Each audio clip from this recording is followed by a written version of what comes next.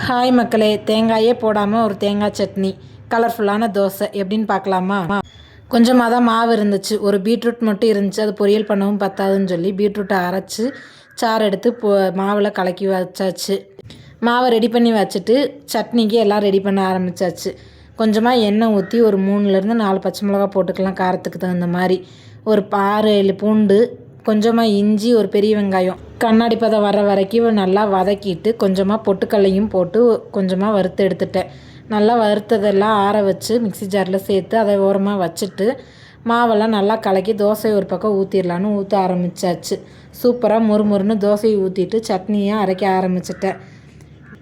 கொஞ்சமாக உப்பு மட்டும் லாஸ்ட்டாக சேர்த்துட்டு மிக்சியில் ஒரு 2 சுற்று விட்டு எடுத்தால் சட்னி சூப்பராக ரெடி ஆயிடுச்சு.